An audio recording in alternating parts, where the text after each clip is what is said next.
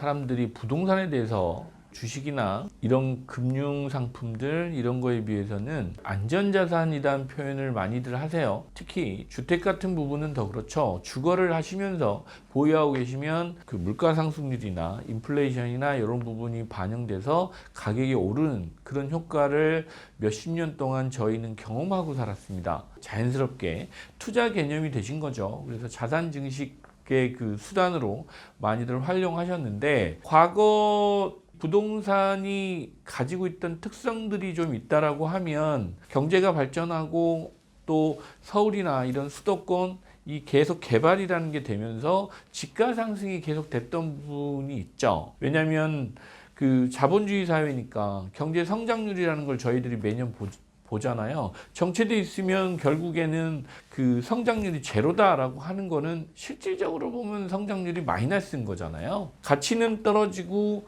규모도 작아지는 그런 어떤 부작용이 생기다 보니까 매년 일정 부분 올라야 되는 그런 현실적인 문제도 있는 거죠. 물가가 오르면서 내 자산도 늘어나는 효과가 있어야 이게 경제가 또 선순환 구조로 돌아가니까.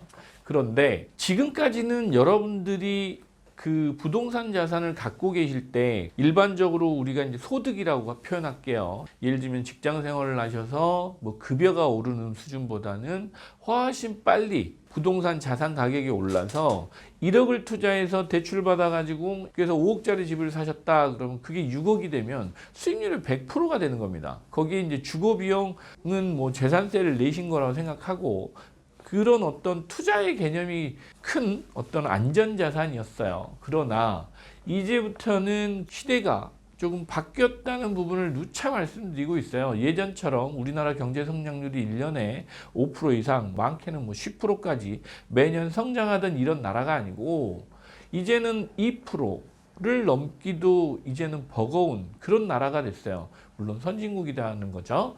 왜 경제 규모가 커지다 보니까 100조일 때하고 지금 1000조일 때하고는 뭐 1%의 차이가 상당한 큰 차이예요. 성장률이 낮아질 수밖에 없는 현실적인 문제도 분명히 있는 겁니다. 그러면 그 1%라는 거는 자산 가격이 여러분이 예를 들면 아파트가 1억 원일 때 2억까지 가는 시간은 5년이 걸렸다라고 치면 이제는 10년이 걸리신다는 얘기예요. 그러면 이 자산이 투자 상품으로 매력이 있느냐를 따져보셔야 돼요.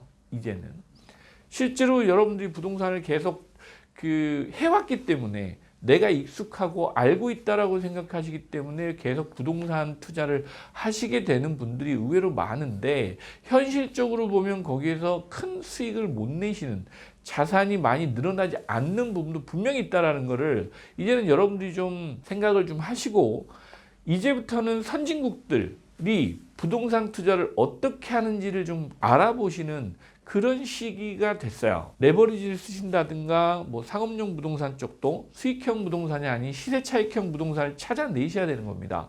그런 어떤 방법들을 찾아내지 않으면 예전처럼 여러분들 자산이 부동산으로 해서 급격하게 늘어나는 어떤 상황은 그렇게 녹록치 않은 상황이 된 거예요. 그럼에도 불구하고 아직도 내가 해왔던 거를 그렇게 쉽게 내려놓지 못하시는 분들이 많은 것도 현실입니다. 그래도 이제 저는 전문가라고 생각하는 사람이니까 계속해서 이런 말씀을 드려야 여러분들이 투자를 하실 때 조금이라도 이제 다른 생각이나 어떤 방법들도 알아보시면서 좋은 기회를 잡을 수 있지 않을까라는 생각으로 오늘 이제 이런 말씀을 드리는 겁니다. 여러분들 지금부터는 기존에 뭐 아파트 사셔가지고 가격이 올라서 부자가 되는 이런 상황은 그렇게 쉽지 않아요. 여러분들 자산이 줄어드는 어떤 악순환의 고리에 또 빠져드실 수도 있다라는 부분을 분명히 말씀드립니다. 이런 것들에 대해서 진짜 진지하게 고민을 좀 해보시기를 조언드립니다. 감사합니다. 그럼 좋아요, 구독, 알람 설정까지 여러분의 성공 투자를 함께 하겠습니다.